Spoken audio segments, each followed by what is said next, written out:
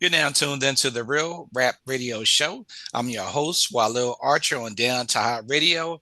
I'm a special guest today. I have Renee Thomas Hawkley. How are you today? Good. How are you? Good. Super excited to have you. Can't wait to talk about your book. Thank you. I can't wait either. Let the listeners Looking know forward to it. the title of your book. The title of my book is Once Upon an Amateur Mom, written for amateur moms. Nice, nice, nice. How did you come up with that title? I just started thinking about how I felt as a mom. As I started, I felt like an amateur. Then, as it went along, it just got deeper and deeper into. I had no idea what I was doing, and it just has to be one day at a time, 1 hour at a time, and one spill at a time. Amateur Mom. So, how did you start off the introduction of your book? Would you repeat the question, please? Yes. How did you start off the introduction of your book? As an amateur mom, how did you start off the introduction to it? Well, I've never been asked that question. Well, yes, I can answer that too. Um, our oldest son, Dan, graduated from high school, and I was very tearful at that point because I just didn't know what was coming with him leaving our family for college and for his own life. And so I wrote, or my husband said, well, why don't you write something about it just so that you won't be so emotional? So I wrote a piece titled Graduation Day, and I wrote all of the things on my heart of that event. And after I had written it, my husband said, you should take that to the Mountain Home.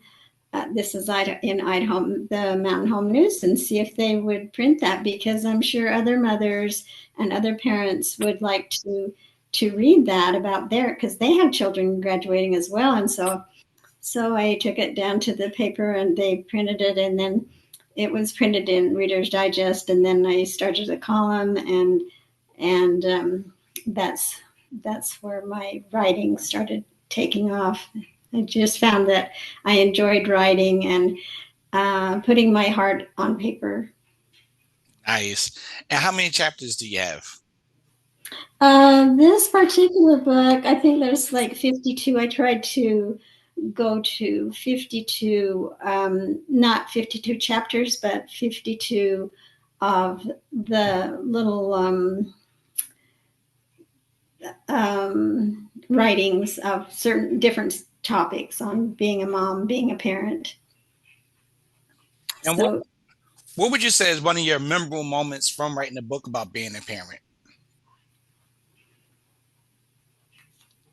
well, when you're writing, it's best if you're honest. And once you learn how to transfer what your real feelings are inside and put it on paper, then it becomes more interesting and more lasting, and you're able to figure out the puzzle a little better than just if you're just going along and not thinking about what's really happening in your heart. And what would be some of the lessons you educate the new moms on from the book? I don't like to think of myself as an educator in any way. It's more like just sharing experiences with them that have happened to me.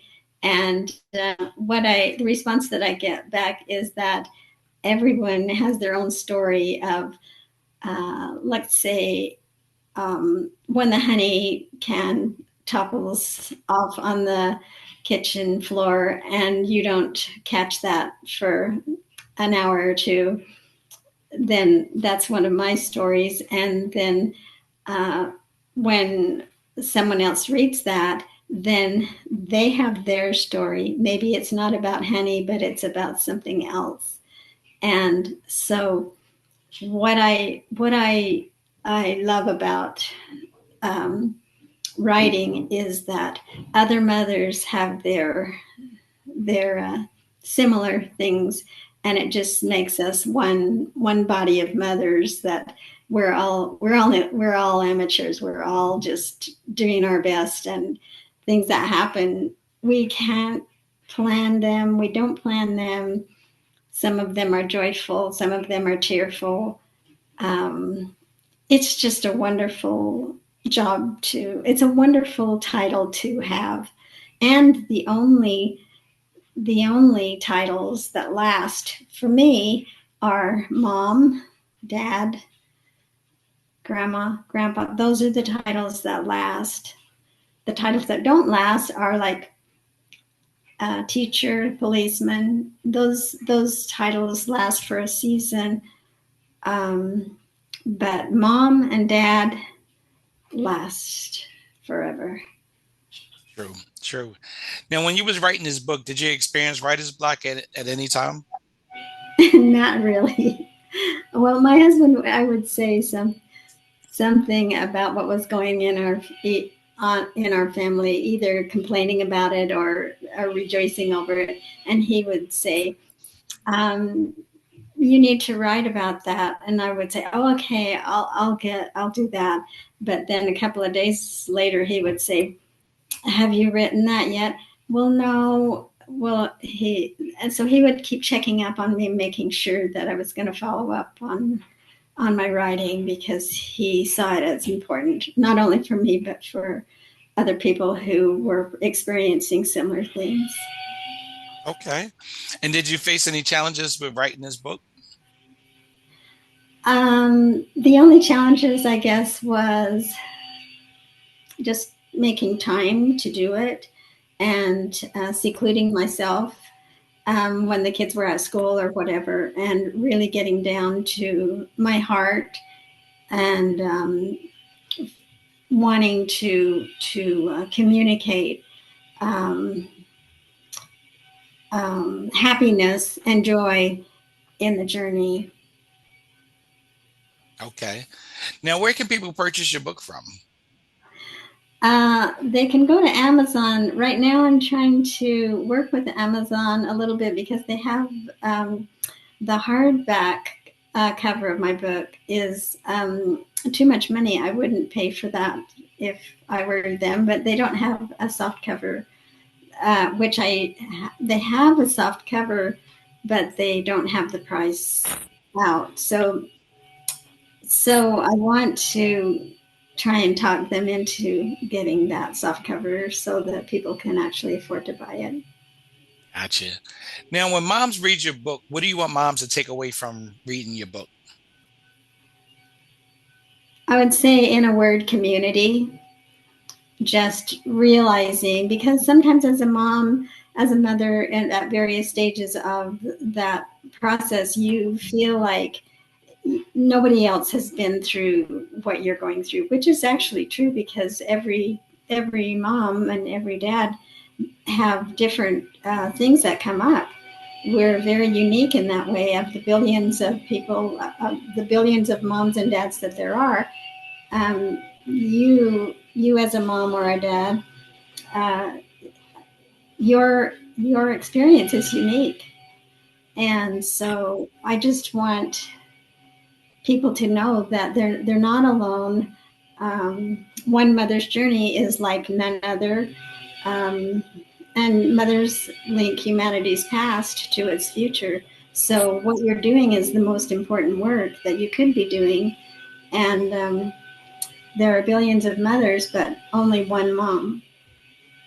Okay. And as we close out, any final thoughts or closing remarks? Um, I just want to thank you for the opportunity, and you're a great host, and thank you so much for giving me this opportunity. And I hope that the mothers and dads who are listening today will look at themselves in the mirror, and tell themselves right to the mirror, as honestly as they can, that they're doing a great job, they're doing the best job, and just to keep on going, because uh, it is the opportunity and the joy of their lives. That's Gotcha. all I know. Great message. So again, thank you very much for inviting me. It's been a pleasure, and I hope to see you again. Well, I'd like to thank you again for doing the interview. So that's my time today on the Real Rap Radio Show. And I'll see you guys next time on the Real All right, Rap Radio Show with Walil Archer on Downtown Radio. Peace and all blessings, right. everyone. Thank you so much. You're welcome. Bye bye. Bye now.